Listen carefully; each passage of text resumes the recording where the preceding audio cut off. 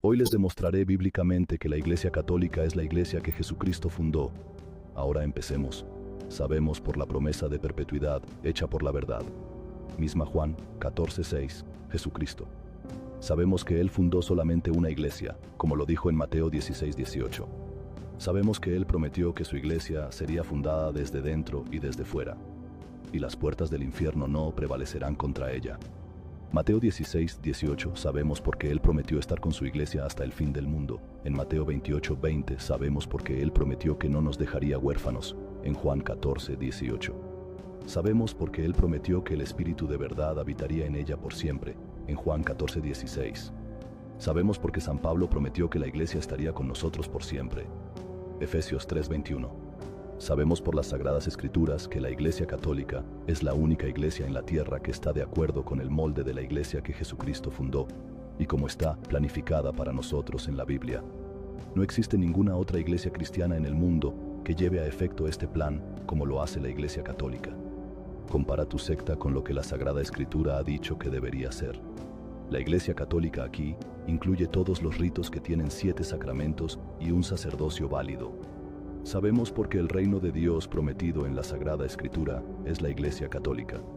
Nota que San Mateo a menudo usó en su lugar el término reino del cielo, porque él dirigía su evangelio a los judíos, y ellos estaban prohibidos de incluso decir el nombre de Dios.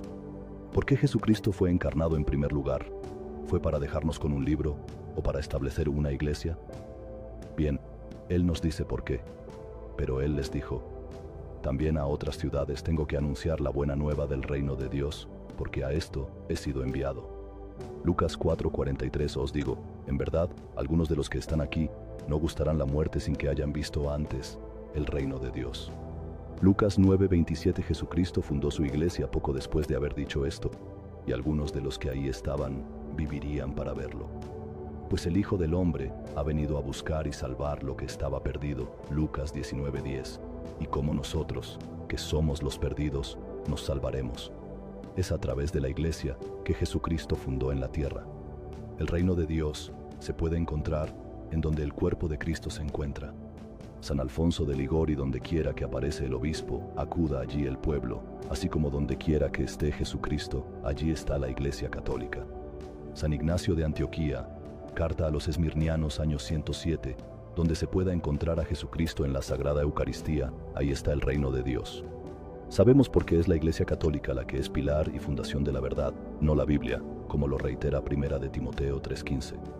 Ninguna iglesia no católica puede reclamar esto, porque ni una sola de ellas existió sino hasta casi 1500 años después de que 1 de Timoteo fuera escrito.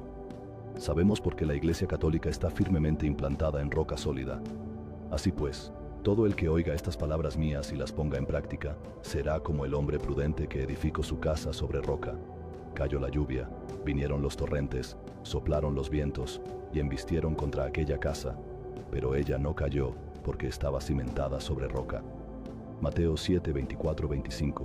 Por casi 2000 años las lluvias y los vientos de enemigos y herejías han ciertamente azotado contra la iglesia que Cristo fundó. Sin embargo, su iglesia está firmemente anclada en roca y ha soportado la peor de estas tormentas. Y yo a mi vez te digo que tú eres Pedro, y sobre esta piedra edificaré yo mi iglesia. Mateo 16, 18. Los protestantes dicen que Pedro no es la roca, porque la palabra griega usada para roca en este versículo significa una pequeña piedrecilla. De inmediato, y obviamente, para empezar, hay un problema de traducción aquí. Los escolares han determinado que Mateo no fue escrito en griego, sino en arameo, y fue posteriormente traducido al griego, así es que tenemos que ir al lenguaje original, usado para encontrar el verdadero significado de este versículo. Pedro fue llamado por Cristo Cefas, o Kefa, en arameo, Mateo 16, 18, que significa una masa grande de roca. Cristo dijo esto estando en Cesarea de Filipo, ubicado en una gran masa de roca. Ver Mateo 16, 13. La palabra aramea que describe una piedra pequeña es Ebna. Kefa, cuando se traduce al lenguaje griego, significa Petra, una piedra grande, o Petros, una piedra pequeña. Sin embargo, diferente a las palabras arameas que no tienen género, algunas palabras griegas sí lo tienen, y Petra es femenino.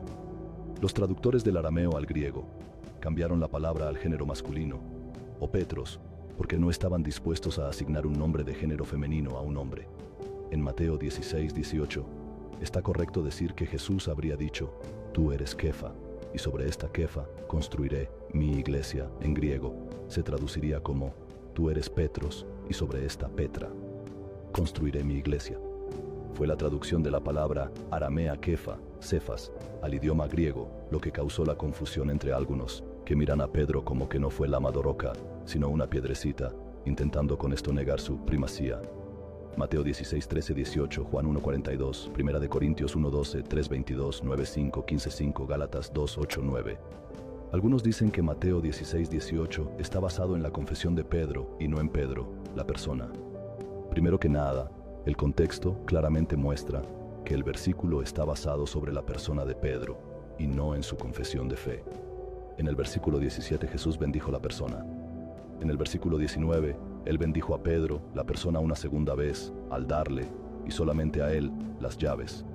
Claramente estos 3 versículos significan una gran y especial bendición otorgada sobre la persona de Pedro. Segundo, la Iglesia Católica está construida sobre confesores, y no en confesiones. Donde Pedro está, está la Iglesia. Y donde la Iglesia está, no hay muerte, sino vida eterna. San Ambrosio, sobre los 12 Salmos, 40, 30, 397. Sois edificados sobre el fundamento de los apóstoles y profetas, siendo piedra angular el mismo Cristo Jesús, en quien todo el edificio armónicamente trabado crece para templo santo en el Señor. Efesios 2, 20, 21. Y todo el que oiga estas palabras mías y no las ponga en práctica, será como el hombre insensato que edificó su casa sobre arena. Cayó la lluvia, vinieron los torrentes, soplaron los vientos, irrumpieron contra aquella casa, y cayó, y fue grande su ruina. Mateo 7, 26, 27. Las sectas protestantes han sido fraccionadas y separadas en más de 90,000 pedazos porque no fueron fundadas por Jesucristo y por lo tanto no fueron construidas sobre roca. Si el Señor no construye la casa, en vano se afanan los constructores. Un breve, hermanos, católicos, ¿quieres ver cómo Satanás usa a los protestantes? Mira los comentarios. Bueno, ahora, sigamos. El Salmo 127. Enciclopedia Mundial de la Cristiandad, edición 2001, una publicación protestante. Yo soy el camino, la verdad y la vida. Nadie va al Padre sino por mí. Puede haber solo una verdad. Si todas las iglesias cristianas enseñaran toda la verdad, entonces habría solamente una iglesia cristiana. Sin embargo, este no es el caso, porque hay literalmente miles de falsas iglesias que dicen ser cristianas hoy, cada una enseñando algo diferente de las otras. ¿Cómo puede ser posible que cada una de ellas tenga toda la verdad? Razonando, es obvio que solamente una de estas iglesias puede tener la verdad completa. El asunto sería encontrar cuál es. ¿Cómo encontramos la verdad? Con pruebas. Santiago 2:10. Así encontramos las iglesias que no guardan toda la ley, y por proceso de eliminación podemos determinar cuál iglesia tiene toda la verdad. Segunda de Tesalonicenses 2:15. Obviamente, aprendido de nosotros de viva voz, significa mantener las tradiciones apostólicas. Sabemos por qué es la única iglesia que tiene la autoridad, dada a ella por el mismo Jesucristo. Cristo no dejó al mundo privado de su voz. Lucas 10:16. Si tú rechazas a la iglesia que Jesucristo fundó, lo rechazas a Él y por consecuencia al Padre. Si les desoye a ellos, díselo a la iglesia. Y si hasta a la iglesia desoye, sea para ti como el gentil y el publicano. San Agustín, contra la carta de Mani 5:6. Sabemos porque la Iglesia Católica es un cuerpo vivo. En la Iglesia, una unidad que el Espíritu Santo posibilita al permanecer en ella y al distribuir sus dones para que pueda dar frutos. Cada miembro de la Iglesia Católica recibe al Espíritu Santo, el dador de vida, con los sacramentos. En la misa, la Iglesia Católica vive la muerte y resurrección de Cristo, y es en la Sagrada Eucaristía que encontramos la fuente de vida y santidad. Leer 1 de Corintios 11, 23, 30. Hecho está, yo soy el alfa y la omega, el principio y el fin. Al que tenga sed, yo le daré del manantial del agua de la vida gratis. Apocalipsis 2:16. La Iglesia Católica trabaja para llevar a Jesús a la humanidad. El padre Francisco Martín, escolar de las Escrituras, escribió: la Iglesia es la novia, y ella muestra al mundo que su esposo está vivo al vivir por su poder, recibiendo vida de él. Si nos aferramos a lo que el Señor ha derramado sobre nosotros, su Espíritu, el mundo sabrá que la Iglesia es verdaderamente la esposa de un Dios vivo. ¿Cómo se asegura la Iglesia Católica de que sea un cuerpo vivo? Primero, a través de los sacramentos. Con cada sacramento recibimos, en nuestras diferentes capacidades, el Paráclito, el dador de vida, el Espíritu Santo. Sin el Espíritu Santo no hay vida. Sabemos porque la Iglesia Católica es el cuerpo místico de Cristo. Como tal es, las manos y los pies visibles del Dios invisible. Si todo el cuerpo fuera ojo, ¿dónde quedaría el oído? Si todo él fuera oído, ¿dónde estaría el olfato? Mas ahora, Dios ha dispuesto los miembros, cada uno de ellos en el cuerpo, como Él ha querido. Y si todos fueran un mismo miembro, ¿dónde estaría el cuerpo? Mas ahora son muchos los miembros, pero uno solo el cuerpo. No puede el ojo decir a la mano, no te necesito, ni tampoco la cabeza a los pies. No tengo necesidad de vosotros. 1 Corintios 12, 17, 21 más. No por esto se vaya a pensar que la cabeza, Cristo, al estar colocada en tan elevado lugar, no necesita de la ayuda del cuerpo. Porque también de este místico cuerpo, cabe decir lo que San Pablo afirma del organismo humano, no puede decir, la cabeza a los pies, no necesito de vosotros. Es cosa evidente que los fieles necesitan del auxilio del Divino Redentor, puesto que Él mismo dijo, sin mí nada podéis hacer, y según el dicho del apóstol, todo el crecimiento de este cuerpo, en orden a su desarrollo, proviene de la cabeza, que es Cristo. Pero a la par debe afirmarse, aunque parezca completamente extraño, que Cristo también necesita de sus miembros. En primer lugar, porque la persona de Cristo es representada por el Sumo Pontífice, el cual, para no sucumbir bajo la carga de su oficio pastoral, tiene que llamar a participar de sus cuidados a otros muchos, y diariamente tiene que ser apoyado por las oraciones de toda la Iglesia. Además, nuestro Salvador, como no gobierna la Iglesia de un modo visible, quiere ser ayudado por los miembros de su cuerpo místico en el desarrollo de su misión redentora, lo cual no proviene de necesidad o insuficiencia por parte suya, sino más bien porque Él mismo así lo dispuso para mayor honra de su esposa inmaculada.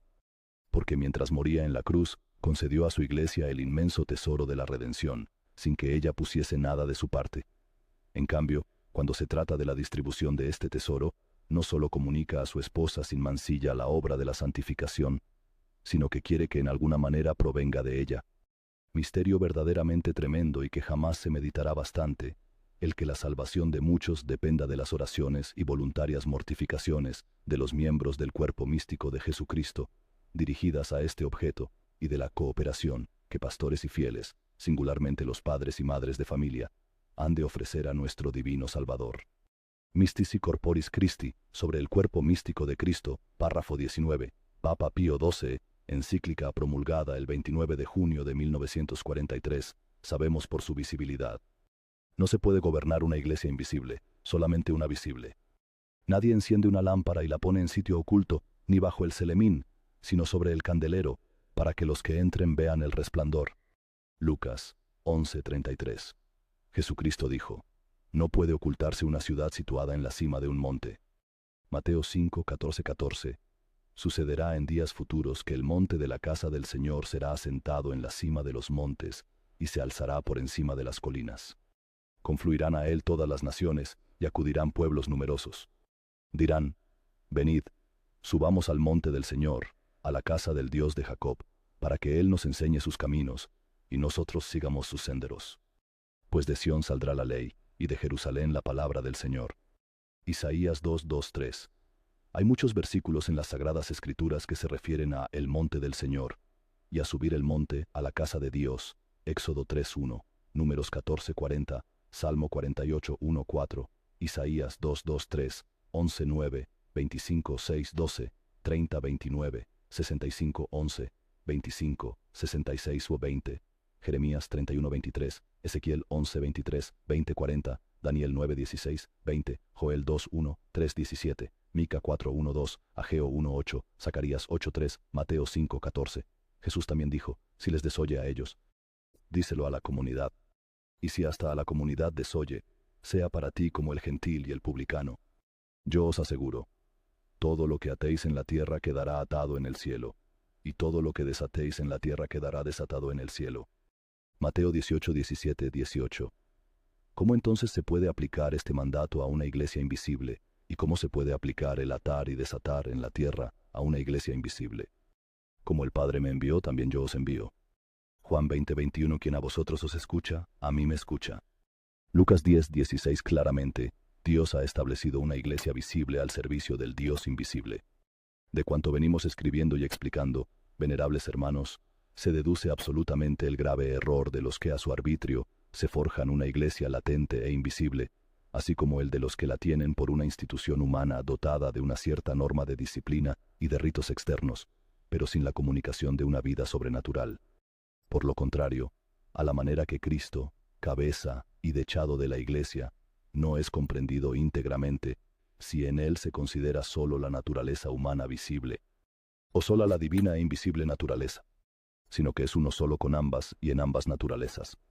Así también acontece en su cuerpo místico, toda vez que el Verbo de Dios asumió una naturaleza humana pasible, para que el hombre, una vez fundada una sociedad visible y consagrada con sangre divina, fuera llevado por un gobierno visible a las cosas invisibles, Mystis y Corporis Christi, sobre el cuerpo místico de Cristo, Papa Pío XII, encíclica, promulgada el 29 de junio de 1943.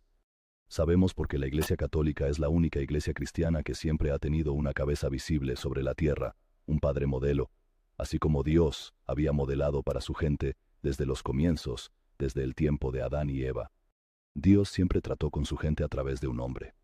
Y dijo Faraón a José: después de haberte dado a conocer Dios todo esto, no hay entendido ni sabio como tú. Tú estarás al frente de mi casa, y de tu boca dependerá todo mi pueblo. Tan solo el trono dejaré por encima de ti. Dijo Faraón a José: mira, te he puesto al frente de todo el país de Egipto. Y Faraón se quitó el anillo de la mano, y lo puso en la mano de José. Le hizo vestir ropas de lino fino, y le puso el collar de oro al cuello.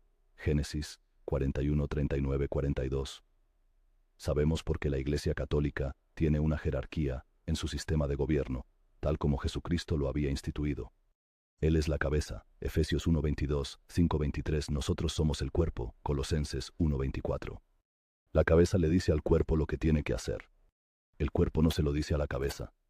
Muchas supuestas iglesias cristianas están controladas por un voto del cuerpo, como en una democracia, la cual a cambio informa a la cabeza de sus decisiones. Lumen Gentium Terres. Sabemos porque es un cuerpo vivo. La Iglesia Católica no puede ser confundida o separada de su cabeza, Jesucristo.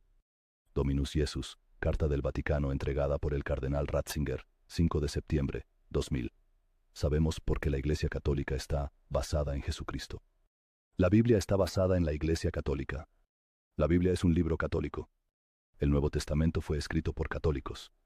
Los cánones de ambos testamentos fueron decididos por católicos, y la palabra escrita de Dios fue fielmente preservada a través de las eras por católicos. Todas las otras supuestas iglesias cristianas son basadas en la Biblia, con una Biblia tomada de la Iglesia Católica. Jesucristo fundó una iglesia, Mateo 16:18. Él no le ordenó a nadie que escribiera un evangelio. La palabra de Dios es una persona, y no un libro. Juan 1:1, 14. La Iglesia Católica está basada en la palabra de Dios sola, y no en la Escritura sola.